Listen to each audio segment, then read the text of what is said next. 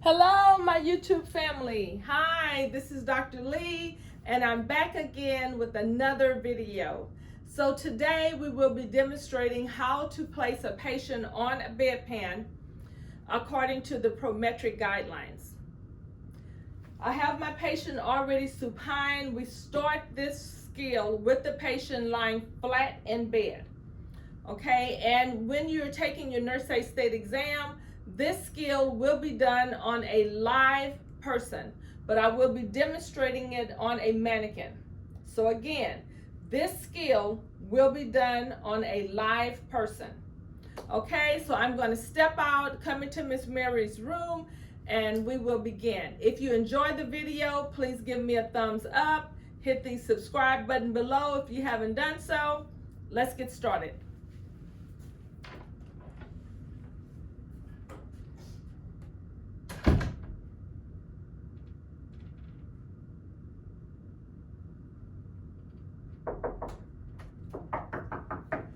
Good morning, Miss Mary. Hi.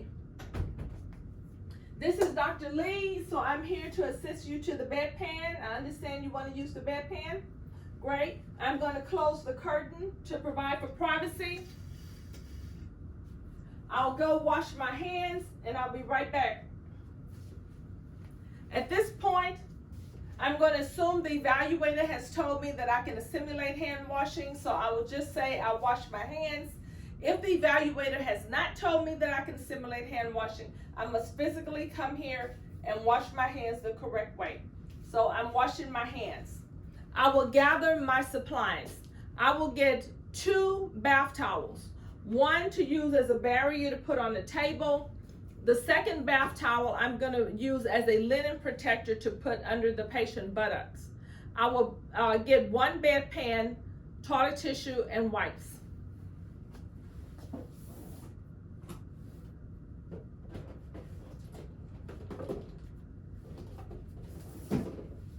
And a pair of gloves.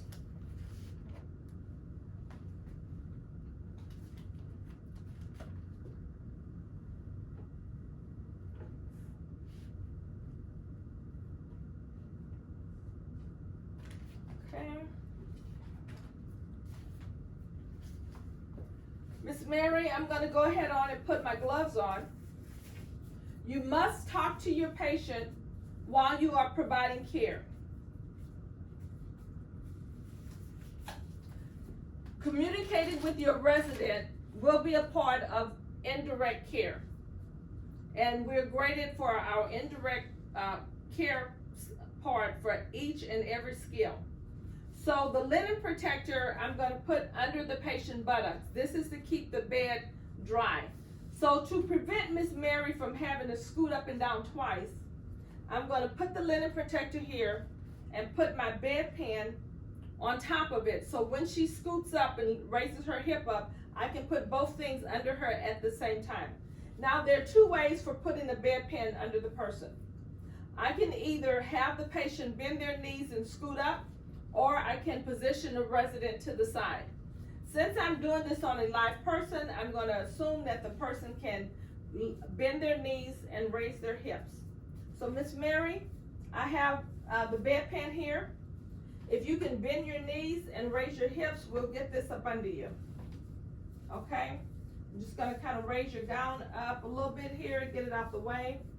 All right. Now, you can raise your hips, bend your knees and raise your hips. Good job. Okay.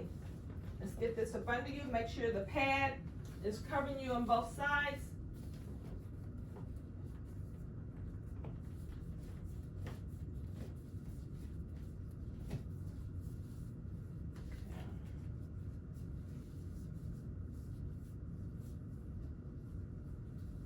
Slide it under you just a little bit. Okay. Now, normally I will not uncover the resident, but I want you to see how I have the patient positioned on the bedpan. So Miss Mary, it's okay with you, I'm just going to pull the sheet down, okay, to make sure that we have you on here correctly. And I'm teaching students on YouTube, so they want to see how it's positioned, okay? Great. So I'm going to just pull this down so you can see I have the linen protector over here. I have the linen protector on this side. So her buttocks is on the linen protector with that towel, and the bedpan, the handle is here, and the patient can urinate. Okay? Just wanted you to see how how she's positioned on the bedpan. Put it down, back down. Okay.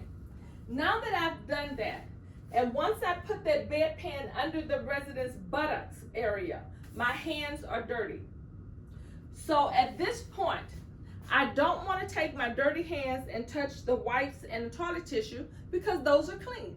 So I'm going to get rid of these dirty gloves into the trash. Every time I remove gloves, I must wash my hands. Now that my hands are clean, I can give the patient the toilet tissue and the wipes and tell the patient what to do with it. Miss Mary, here's some toilet tissue you can use to clean your hands with. Toilet tissue to clean yourself with after you use the bedpan. There are some wipes in here for you to clean your hands. Okay, and I put this right here so you can reach it. My hands are still clean. I'm going to get the bed control, elevate the head of the bed.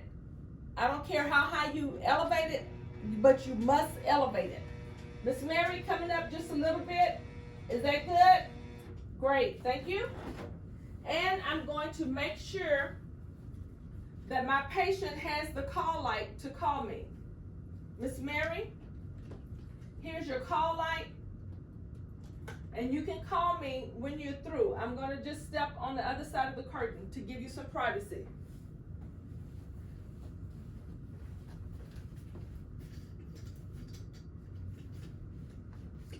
Ding! Okay, Miss Mary, you through? Great. Okay, let me put the head of your bed down. Remember, my hands are still clean. I haven't touched anything dirty yet. So with my clean hands, I'm going to lower the head of the bed. Miss Mary, bringing your head of the bed down.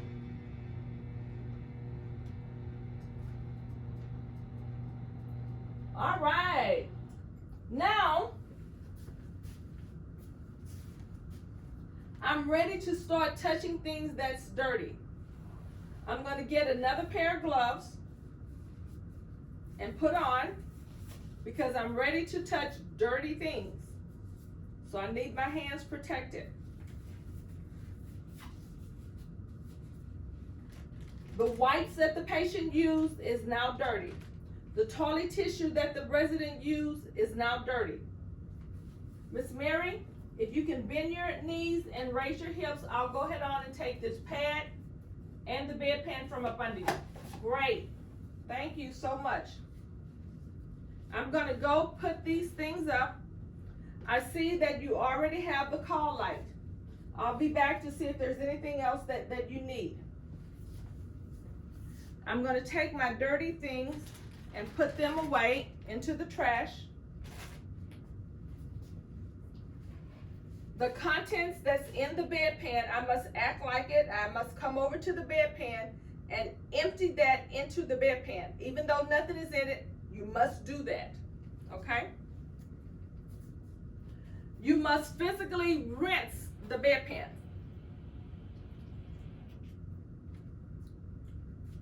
The rinse water goes into the toilet. I'm going to dry the bedpan.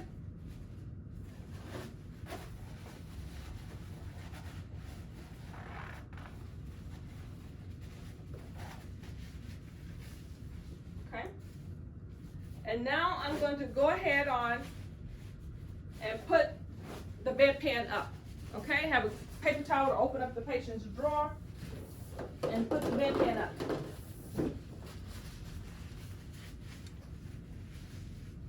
I'm going to put up my dirty towels into the linen container. Open my curtain. Miss Mary, let me take these dirty gloves off. I'll wash my hands clean. Miss Mary, is there anything else I can do for you? Would you like the light off or your TV on? Would you like the radio on? Are you good, comfortable, head of the bed up or anything? I see that you have your call light. Okay, I haven't touched anything. My patient is comfortable. I've asked her questions before I leave the room. At this point, I can look at the evaluator and say, I'm through with my skill. Okay? That's the end of assisting the resident with the bedpan. But before I end this video, I want to talk to you about the two different types of bedpans.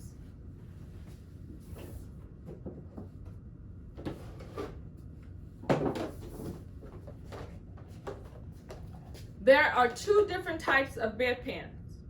And for this skill, Prometric does not care which one you place under the resident. I use the fracture bedpan. What they care about is that you place it under the resident correctly. So when I go to the resident and I'm using the fracture bedpan, the handle must point toward the feet. So I would place it under the resident this way. The handle must go facing toward the feet. This type of bedpan is called a standard bedpan. This wider area up here is where the hips sit on top of. So when I go to place this type of bedpan under my patient, it goes like this, so that the hips is on top of here, and then the resident voids or have a BM, whatever, into this opening. If I put it this way, this is the wrong way. This wider area is where the hips go. All right? Those are the two types of bedpans. We have standard, we have fractured type bedpans. So I hope you enjoyed this video. If you have any questions whatsoever, please leave them in the comment section below. I will address your questions. Thank you for watching. And again, if you enjoyed the video, I appreciate having a thumbs up, and please put your comments down below. Hit that subscribe button so that you can be notified when I upload more videos.